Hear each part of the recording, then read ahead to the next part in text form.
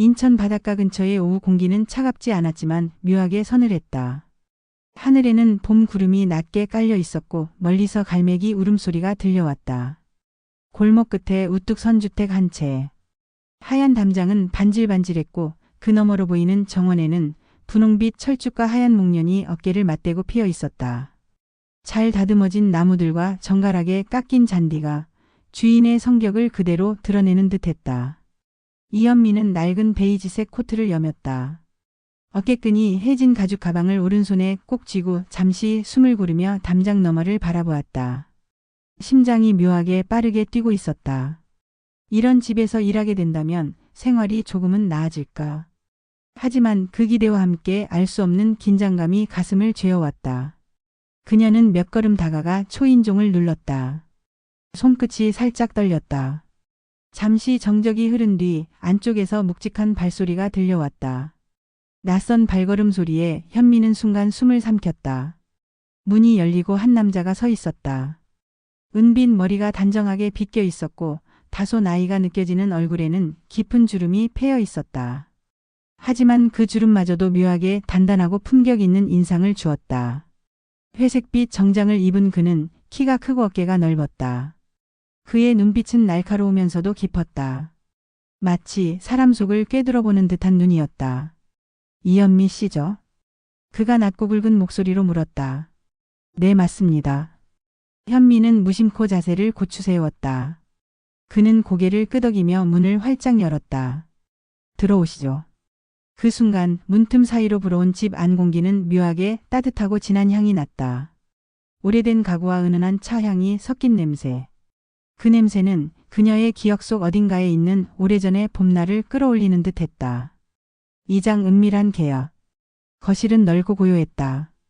벽에는 오래된 해양 유화가 걸려 있었고 맞은편 장식장에는 세계 곳곳에서 가져온 듯한 조각품들이 자리하고 있었다. 바닥은 윤이 나는 원목마루였고 커튼은 두꺼운 벨벳 재질로 햇살을 부드럽게 걸러내고 있었다. 그가 찻잔 2개를 쟁반에 올려왔다. 은빛 주전자에서 따뜻한 차가 잔으로 천천히 흘러내렸다. 잔을 건네받는 순간 그녀는 그가 손을 감싸며 건넨 미묘한 온기를 느꼈다. 짧았지만 그 손길은 이상하게 오래 남았다. 가사도우미 경험이 많다고 하셨죠. 그가 부드럽게 물었다. 네. 몇 년 전까지 요양원에서 일했고 그 후엔 개인 가정에서. 현미가 말을 잇자 그는 가볍게 고개를 끄덕였다. 그런데 제 집은 조금 특별합니다. 그의 시선이 잠시 그녀의 눈을 붙잡았다. 특별하다니 무슨 뜻이죠? 청소나 요리 말고 다른 게 필요하신 건가요? 그는 미소를 지었다. 그 웃음에는 젊은 남자의 장난기와 노년의 여유가 묘하게 섞여 있었다. 네, 집안일이 필요한 건 맞습니다. 하지만 제가 원하는 건 그게 전부가 아닙니다. 그는 잠시 말을 멈췄다. 그 짧은 침묵이 오히려 그녀를 더 긴장하게 만들었다. 내 남은 시간을 따뜻하게 해줄 사람을 찾고 있죠. 그 말이 떨어지는 순간 현미의 심장은 불쑥 뛰었다. 그건 단순한 고용 조건이 아니었다. 마치 다른 세계로 발을 들여놓으라는 초대장 같았다. 그런 건. 그녀가 시선을 피하며 중얼거렸다. 그가 고개를 약간 기울이며 말했다.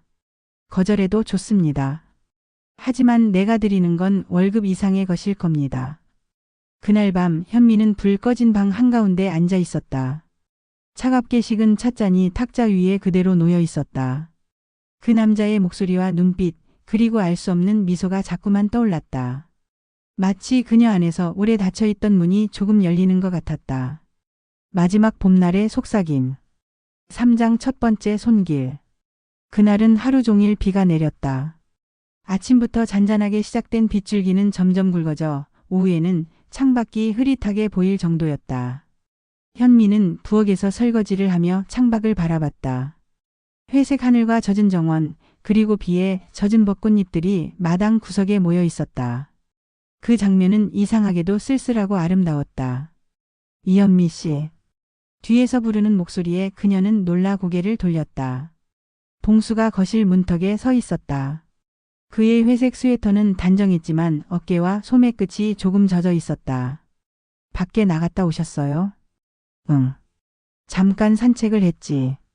그는 젖은 우산을 현관 옆에 세워두고 천천히 그녀 쪽으로 걸어왔다.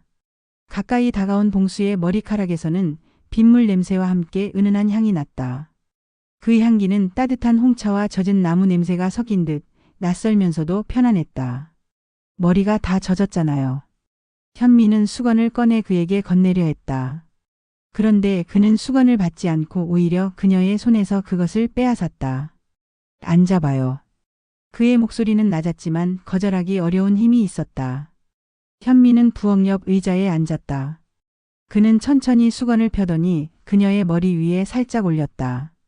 그리고 아주 조심스럽게 그러나 확실하게 머리카락을 닦기 시작했다. 수건이 머리카락 사이를 스치고 그의 손끝이 간혹 두피에 닿았다. 그럴 때마다 그녀의 심장이 불규칙하게 뛰었다. 아주 사소한 접촉인데도 그 온기는 그녀의 온몸에 서서히 번져갔다. 왜 이렇게 차갑게 젖어 있죠? 아까 장을 보러 잠깐 나갔어요. 우산은 썼나요? 썼는데 바람이 새서 소용없었죠. 그는 말없이 그녀의 뺨 근처까지 수건을 가져왔다.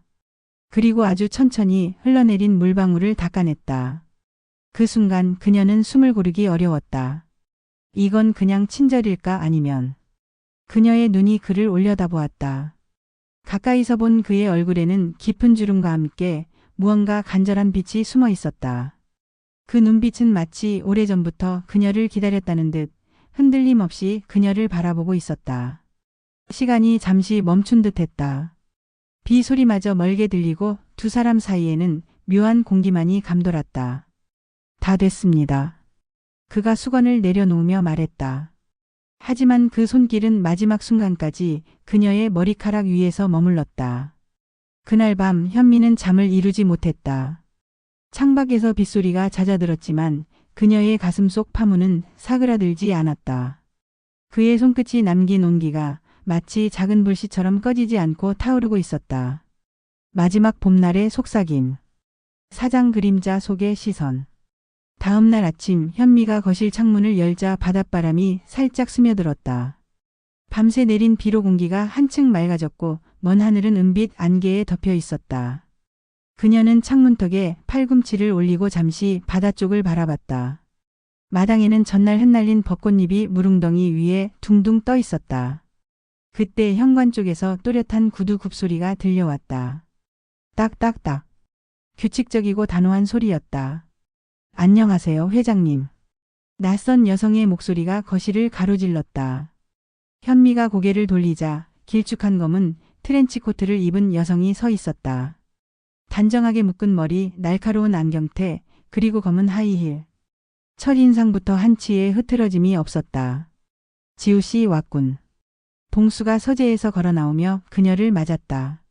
그의 얼굴에는 반가움보다는 오래 알고 지낸 사람을 대하는 담담함이 비쳤다. 서류는 준비했습니다. 그런데 여성의 시선이 잠시 현미를 스쳤다. 매끈하고 차가운 눈빛이었다. 그 짧은 순간에도 그녀가 머리끝에서 발끝까지 자신을 훑고 있다는 것을 현미는 느꼈다. 아, 소개하죠. 봉수가 말했다. 이 사람은 한지우 내 비서입니다. 그리고 현미 쪽을 향해 이분은 이현미 씨. 앞으로 우리 집을 도와줄 분이에요. 지우의 입꼬리가 아주 살짝 올라갔다. 하지만 그것은 환영의 미소라기보다 무언가를 평가하는 미묘한 표정이었다. 그렇군요. 처음 뵙겠습니다. 지우가 손을 내밀었지만 그 손끝의 힘은 예상보다 강했다. 현미는 짧게 인사를 나누고 손을 놓았다. 그 후에도 지우의 시선은 자주 그녀를 향했다. 차를 따르거나 식탁 위를 정리할 때마다 어딘가에서 눈길이 느껴졌다. 마치 무언가를 의심하는 사람처럼. 점심이 끝난 뒤 지우는 봉수를 데리고 서재로 들어갔다. 문이 닫히자마자 안에서 낮고 빠른 목소리가 오갔다. 그 여자는 어떤 사람입니까? 내가 선택한 사람이요. 회장님, 혹시라도 문제가 생길 수 있습니다. 문틈 사이로 새어나오는 대화를 들으며 현미의 손끝이 서늘해졌다. 자신이 왜 이런 의심의 대상이 되는지 알 수 없었지만 분명한 건 그 여자가 자신을 곱게 보지 않는다는 사실이었다. 그날 저녁 봉수는 현미를 마당으로 불렀다. 바다 쪽 하늘은 서서히 붉게 물들고 있었고 그는 벤치에 앉아 천천히 담배를 피우고 있었다. 지우 씨가 좀 의심이 많아요. 그가 먼저 입을 열었다. 하지만 신경 쓸 필요 없습니다. 난 내가 원하는 사람을 곁에 두는 법이니까. 그 말에 현미의 심장은 묘하게 조용해졌다. 누군가의 시선 속에 있다는 긴장감과 그럼에도 불구하고 보호받는 듯한 안정감이 묘하게 뒤섞였다. 원하시면 다음 5장 멈춘 시간에서 봉수의 건강 악화와 절박한 감정 그리고 더 깊어진 관계를 그리겠습니다. 여기서부터는 로맨스가 한층 뜨겁고 감각적으로 변합니다. 마지막 봄날의 속삭임. 5장 멈춘 시간. 바닷바람이 유난히 거세게 불던 오후였다. 하늘은 잿빛 구름으로 덮여 있었고 멀리서 천둥 소리가 낮게 울렸다. 현미는 부엌에서 저녁 준비를 하다 거실에서 들려오는 묘한 인기척에 손을 멈췄다. 회장님. 답이 없었다. 그녀는 급히 거실로 나가 봉수를 찾았다. 그는 소파에 앉아 있었지만 몸이 약간 앞으로 기울어져 있었다. 얼굴빛이 창백했고 한 손으로 가슴 부위를 쥐고 있었다. 어머 회장님. 현미는 다급히 그의 곁으로 다가갔다. 그는 숨을 가쁘게 몰아쉬며 낮은 목소리로 말했다. 괜찮소 잠깐 숨이 좀. 하지만 그의 목소리는 평소보다 훨씬 힘이 없었다. 현미는 그의 어깨를 부드럽게 부축하며 소파에 제대로 앉혔다. 그의 몸은 놀랄 만큼 가벼웠지만 손끝에서 느껴지는 체온은 지나치게 뜨거웠다. 병원에 가셔야 해요. 아니요 조금만 쉬면. 그는 눈을 감은 채 깊고 느린 호흡을 하려 애쓰고 있었다. 그 모습이 이상하게도 그녀의 가슴을 찌르듯 아프게 했다. 평소에는 강하고 흔들림 없던 그가 지금은 세상에 기대 설 곳이 없는 노인처럼 보였다. 현미는 부드럽게 그의 이마를 짚었다. 뜨거웠다. 마치 오래된 난로가 마지막 남은 불씨를 태우는 것처럼 미약하지만 확실한 열이 느껴졌다. 그녀는 손수건을 가져와 찬물에 적셨다. 그리고 조심스럽게 그의 이마에 올려주었다. 그 순간 봉수의 눈이 천천히 떴다. 고맙소. 그의 목소리는 거의 속삭임 같았다. 하지만 그 한마디에는 어떤 고집도 방어도 없었다. 그저 진심이 묻어 있었다. 괜찮아질 거예요. 제가 옆에 있을게요. 현미의 말에 봉수의 시선이 잠시 그녀의 얼굴에 머물렀다. 그 눈빛은 피로에 젖어 있었지만 동시에 무언가를 전하려는 듯 깊었다. 그녀는 그의 손을 잡았다. 주름지고 거칠어진 손등, 세월이 새겨놓은 흔적이 그대로 느껴졌다. 하지만 그 손은 여전히 따뜻했고 힘이 있었다. 그들의 손이 맞닿아 있는 동안 마치 세상의 시간이 잠시 멈춘 듯했다. 창밖의 바람 소리도 멀리서 들려오는 파도 소리도 모두 흐릿해졌다. 그녀의 마음속에서는 알 수 없는 감정이 소용돌이쳤다. 그건 단순한 연민이 아니었다. 두려움, 애틋함, 그리고 설명할 수 없는 깊은 끌림. 현미 씨. 그가 힘겹게 부르자 그녀는 고개를 숙였다. 네, 회장님. 혹시 내가 없어도 당신은 잘 살아갈 수 있겠죠? 그 한마디에 그녀는 숨이 막히는 듯 했다. 그건 단순한 질문이 아니라 마음 깊은 곳에서 꺼낸 두려움이자 고백이었다. 그런 말 하지 마세요. 현미는 그의 손을 더 세게 잡았다. 그리고 속으로 다짐했다. 이 사람을 절대 혼자 두지 않겠다고. 다음 6장 폭로와 선택에서는 비서 한지우가 두 사람의 관계를 폭로하며 가족과 사회의 시선 속에서 둘이 극적인 결정을 내리는 장면을 그리겠습니다. 여기서부터는 긴장과 로맨스가 동시에 최고조에 오릅니다. 마지막 봄날의 속삭임. 6장 폭로와 선택. 며칠 후 봄비가 또다시 내리던 날이었다. 현미는 부엌에서 생강차를 끓이고 있었다. 달콤하고 매운 향이 은은하게 퍼질 즈음 현관문이 세차게 열렸다. 한지우였다. 그녀의 얼굴은 유난히 굳어 있었고 손에는 두꺼운 서류 봉투가 들려 있었다. 뒤이어 들어선 봉수는 표정이 좋지 않았다. 무슨 일인가요? 현미가 묻자 지우는 대답 대신 봉수를 똑바로 바라보았다. 회장님, 이건 더 이상 개인적인 문제가 아닙니다. 그녀는 봉투를 열어 서류 몇 장을 꺼냈다. 거기에는 봉수와 현미가 함께 시장을 보거나 벤치에 앉아 대화를 나누는 사진들이 들어 있었다. 각각의 장면은 아무렇지 않은 일상이었지만 한데 모아놓으니 은밀한 관계처럼 보였다. 이게 뭐죠? 현미의 목소리가 떨렸다. 지우는 한치의 망설임도 없이 말했다. 회장님의 자녀들이 보낸 사설조사팀 결과입니다. 이 관계를 알고 있습니다. 그리고 결코 받아들이지 않을 겁니다. 잠시 거실이 고요해졌다. 봉수는 사진을 한 장씩 바라보다 천천히 테이블 위에 내려놓았다. 그의 표정에는 분노도 당황도 없었다. 다만 깊고 무거운 결심이 깃들어 있었다. 그래서 그의 낮고 단단한 목소리에 지우의 눈썹이 미세하게 움직였다. 지금이라도 정리하십시오. 이 관계는 회장님 명성과 가문의 평판을 해칠 수 있습니다. 그 말에 현미의 가슴속이 서늘하게 식어갔다. 평판, 명성. 그 단어들은 그녀가 평생 가까이 할 수 없었던, 하지만 언제나 사람들을 올가매던 쇠사슬 같은 것이었다. 봉수는 조용히 의자에서 일어나 현미 쪽으로 걸어왔다. 그리고 모두가 보는 앞에서 그녀의 손을 잡았다. 난 남은 날을 이 사람과 함께 하고 싶네. 지우의 눈이 커졌다. 회장님, 이건 내 인생이요. 내가 살아온 세월 대부분은 남들이 정해놓은 규칙과 기대 속에서 보냈어. 하지만 이제는 내 마음이 가는 대로 살겠어. 현미는 그의 손을 바라봤다. 주름진 손이지만 그 안에는 굳은 의지와 뜨거운 열이 느껴졌다. 회장님. 그녀의 목소리는 가늘게 떨렸지만 눈동자는 그와 똑같이 빛나고 있었다. 그 순간 지우의 차가운 표정에 미세한 균열이 생겼다. 하지만 그녀는 아무 말도 하지 않은 채 서류 봉투를 챙겨 나갔다. 문이 닫히고 거실에는 둘만 남았다. 창밖에서는 빗줄기가 점점 굵어지고 있었다. 봉수는 여전히 그녀의 손을 놓지 않았다. 이제 당신이 결정할 차례요. 나와 함께 하겠어? 아니면 여기서 멈추겠어? 그 질문은 단순한 선택이 아니었다. 그녀의 남은 삶 전체를 바꿀 수 있는 물음이었다. 현미는 잠시 눈을 감았다. 그리고 아주 천천히 그의 손을 더 깊게 감쌌다. 저도 회장님과 함께 할게요. 그 대답에 봉수의 입가에 미소가 번졌다. 그 미소는 오랜 겨울을 뚫고 피어난 첫 봄꽃처럼 따뜻하고 단단했다. 다음 7장 마지막 봄날은 두 사람의 관계가 모든 시련을 넘어서 절정과 여운을 함께 남기는 결말 장면이 됩니다. 여기서 감각적이고 서정적인 마무리를 그릴 수 있습니다. 마지막 봄날의 속삭임. 7장 마지막 봄날. 며칠 후 인천의 하늘은 한없이 맑았다. 바닷바람은 차갑지 않았고 햇살은 부드럽게 피부를 감쌌다.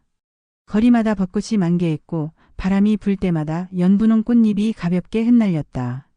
현미는 봉수의 팔에 손을 얹고 천천히 걸었다. 그는 여전히 당당한 걸음을 유지하려 애쓰고 있었지만 그녀는 그 손에 힘이 조금 더 들어간 걸 느낄 수 있었다. 그 힘은 의지이자 마지막까지 함께하고 싶은 간절함이었다. 이 거리를 몇 년 만에 걷는지 모르겠군. 봉수가 하늘을 올려다보며 말했다. 햇살 속에서 그의 은빈 머리가 유난히 부드럽게 빛났다. 이렇게 좋은 날씨엔 집에만 있기 아깝죠. 현미가 웃자 그는 그녀를 잠시 바라보다 고개를 끄덕였다. 길가 카페 앞을 지날 때 젊은 연인들이 웃으며 사진을 찍고 있었다. 그 모습에 현미의 가슴이 잠시 저릿해졌다. 그녀는 생각했다. 우린 너무 늦게 만난 걸까? 하지만 곧 스스로 고개를 저었다. 아니, 늦게 만났기에 더 소중한 거라고. 바닷가로 향하는 길목 바람이 세차게 불어 꽃잎들이 한꺼번에 날아올랐다. 그 꽃잎들이 둘 주위를 감싸며 흩날렸다. 마치 세상이 잠시 멈춘 듯 시간 속에 그들만이 남은 순간이었다. 봉수는 걸음을 멈추고 그녀의 손을 꼭 잡았다. 그의 눈빛은 깊고 차분했지만 그 안에는 명확한 빛이 있었다. 현미 씨, 고맙소. 왜요? 나를 다시 살아있게 해줘서. 그 말에 현미의 눈가가 뜨거워졌다. 그녀는 대답 대신 그의 손을 더 세게 쥐었다. 그 손은 여전히 따뜻했고 그 온기는 그녀의 심장 깊은 곳까지 스며들었다. 그날 그들은 아무 말 없이 바다를 오래 바라봤다. 파도는 천천히 밀려와 발끝 가까이까지 다가왔다가 물러났다. 바람은 살짝 차가웠지만 그녀는 전혀 춥지 않았다. 해가 서쪽으로 기울 때까지 두 사람은 나란히 서 있었다. 그리고 현미는 마음속으로 조용히 속삭였다. 늦게 피어난 꽃은 더 뜨겁다.